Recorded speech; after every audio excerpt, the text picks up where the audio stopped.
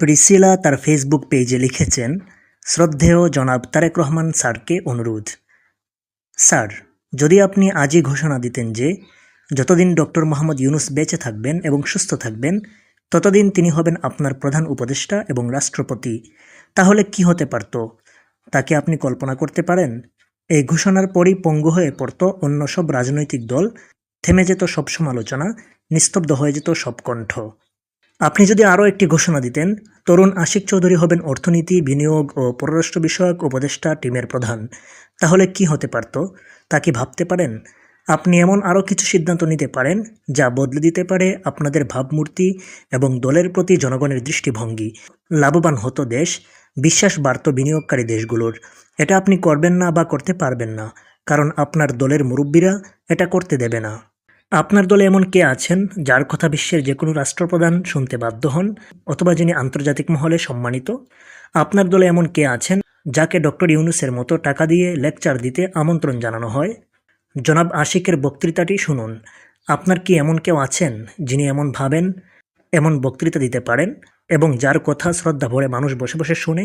Fakhrul sir, Abbas sir বা অন্য এমন কে আছেন যারা ডক্টর ইউনূস বা আশিক চৌধুরীর মতো বিশ্ব নিয়ে জ্ঞান রাখেন? বর্তমান দেশের জনগণ বা ভোটার আর ২০ বছর আগের ভোটার এক জিনিস নয়, এটা মাথায় নিচ্ছেন না কেন? এবং এ কারণেই সব কিছু নিয়ন্ত্রণে থাকা সত্ত্বেও পালাতে হয় আপনাকে। জনাব তারেক রহমান, ১-২ বছর আগে আমি এক ভিডিওতে শেখ হাসিনাকে প্রশ্ন করেছিলাম, ওনার উপদেষ্টারা কারা?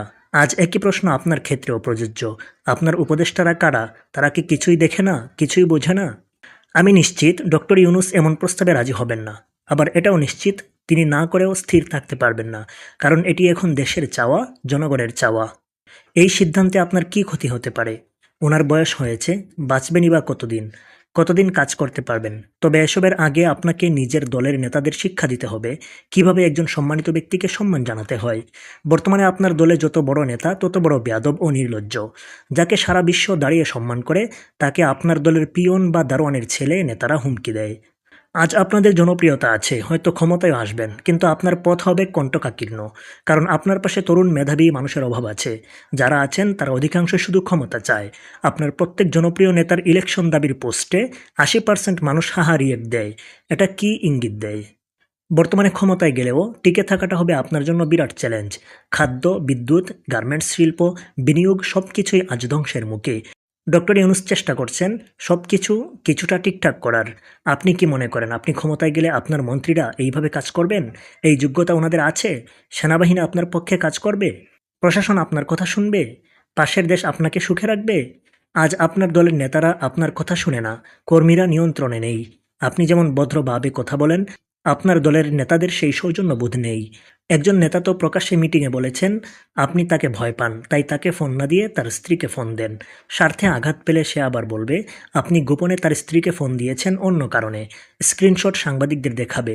যে এই রকম দাবি করতে পারে সে সব কিছু বলতেই পারে।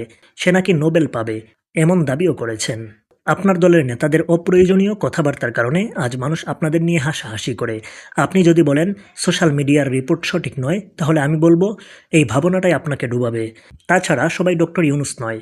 ডক্টর ইউনূসও তরুণদের পছন্দ করেন, তাই বয়স্কদের যথাযথ সম্মান দিয়ে অবসর দিন আর নিজে হাল ধরুন, কঠোর হন।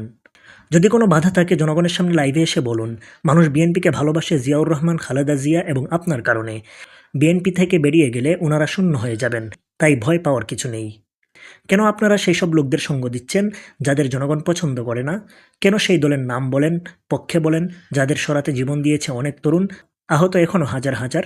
কেন সেদিন আপনার মহাসচিব বলেছিলেন ছাত্রদের সাথে আপনারা নেই? আপনি নিজে যেখানে মিটিং করেছিলেন ছাত্রদের সাথে? কোন দলের মহাসচিবের দায়িত্ব পালন করছেন উনি? সময় কম, সিদ্ধান্ত নিতে হবে দ্রুত। তা না হলে বল চলে যাবে অন্যদের নিয়ন্ত্রণে, তখন কিছু করার থাকবে না আপনার। আপনার ভাবতে হবে ক্ষমতা বড় না দেশ বড়, দেশের উন্নয়ন বড়। কাকে দিয়ে দেশের উন্নয়ন হবে এটা ভাবলেই ক্ষমতা হবে দীর্ঘস্থায়ী ও নিরাপদ। এর কোনো বিকল্প নেই। আপনার চারপাশে অনেক মানুষ থাকলেও আপনাকে সঠিক সময়ে সঠিক বুদ্ধি দেওয়ার লোকের বড় অভাব। তাই বাধ্য হয়ে এফবিতে লিখতে হলো। আপনি আমার লেখা দেখেছেন, পড়েছেন এবং আপনার টিম আমার সাথে যোগাযোগ করার জন্য অনেক কৃতজ্ঞতা।